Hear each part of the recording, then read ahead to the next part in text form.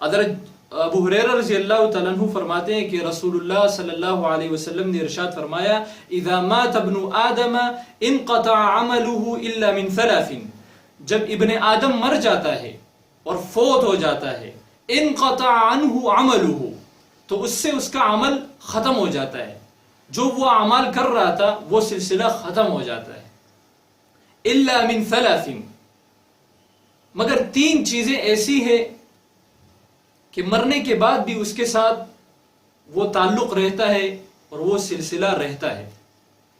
وہ تو مر گیا ہے، فوت ہو چکا ہے، قبر میں ہے، لیکن اس کے اعمال ابھی بھی جاری ہے، گویا کہ وہ ابھی بھی عمل کر رہا ہے. تین طرح کی چیزیں ایسی ہیں. وہ تین طرح کی چیزیں کیا ہیں؟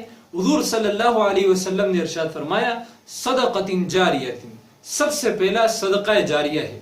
صدقہ جاریہ کس کو کہتے ہیں؟ آپ نے رستے میں کنواں بنایا اس نیت سے کہ لوگ اس سے پانی پیئیں گے، لوگوں کی ضرورتیں پوری ہوگی. مسافر خانہ بنایا کہ لوگ گزریں گے، اس میں ٹہریں گے، آرام کریں گے. اسی طرح کی بہت ساری ایسی چیزیں مثال بن سکتی ہے کہ آپ نے لوگوں کی فائدے کے لیے کہ لوگ اس سے استفادہ کریں فی سبیل اللہ، یعنی اللہ کی رضا کے لیے آپ نے وہ چیز بنائی، تو یہ صدقہ جاریہ میں آ جاتی ہے. جب تک لوگ اس سے فائدہ اٹھائیں گے، اگر آپ قبر میں بھی ہوں گے، آپ پر ایک صدی گزر جائے گی لیکن اس کا ثواب آپ کو ملتا رہے گا. صدقہ جاریہ اس کو کہتے ہیں. حضور صلی اللہ علیہ وسلم نے دوسری چیز ارشاد فرمائی او علم ينتفع به، ایسا علم کہ آپ نے وہ دوسرے تک پہنچایا، یعنی آپ نے کوئی علم کی بات کہی، آپ نے کسی کو قرآن کا حافظ بنایا، ناظرے سے قرآن پڑھایا، آپ نے نصیحت کی، وعظ کیا، کسی کو علم سکھایا اور اس نے اس پر عمل کیا، وہ دین کی طرف آیا، اس سے اس کو فائدہ ہوا اور نسل در نسل لوگوں نے اس سے فائدے اٹھائے، تو آپ قبر میں ہوں گے لیکن آپ کا جو علم کا سلسلہ تھا وہ ابھی بھی جاری و ساری ہے، اس کا ثواب آپ کو پہنچتا رہے گا یہاں تک کہ لوگ اس سے فائدہ اٹھانا ختم کر دیں. یعنی جب تک اس سے فائدہ اٹھایا جائے گا آپ کو اس کا ثواب ملتا رہے گا. سبحان اللہ. تیسری بات حضور صلی اللہ علیہ وسلم نے ارشاد فرمائی اولد صالح يدعو له، سب سے اہم چیز ایسی نیک اولاد، وہ نیک اولاد جو تمہارے مرنے کے بعد تمہارے لیے بعد میں دعائیں کرے. تو جب وہ دعائیں کریں گی وہ اولاد، تو اللہ تعالیٰ تمہاری مغفرت فرمائیں گے، تمہارے درجات بلند کریں گے.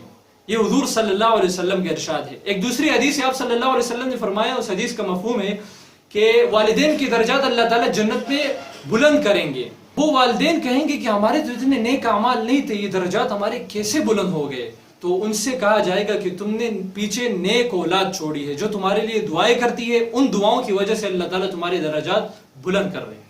تو نیک اولاد پیدا کرو، اللہ تعالیٰ کے بندے پیدا کرو، ورنہ جانوروں کی بھی اولاد ہوتی ہے، کفار و مشرکین کی بھی اولاد ہے، وہ بھی ان کے ساتھ اتنی مشقتیں برداشت کر رہی ہے، وہ تکلیفیں تمام جو بچوں کے ساتھ ہوتی ہے والدین برداشت کرتے ہیں، ان کو بڑا کرتے ہیں، محنت کرتے ہیں، پرورش کرتے ہیں، کتنے احسانات ہوتے ہیں بچوں پر، لیکن وہ ان کو رزلٹ کیا دیتی ہے؟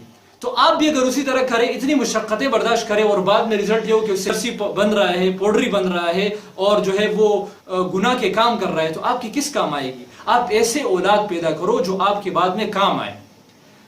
یہ بات یاد رکھو، ایسے نہ بنو کہ ساری زندگی ان کے لیے پسینے بہاتے رہے، اپنے آپ کو جو ہے مٹھا دیا اور آخر میں قبر میں بھی چلے گئے لیکن پیچھے اولاد کوئی کام نہیں ہے. یہ بے وقوفی والی بات ہے، بے وقوفوں کے کام ہے.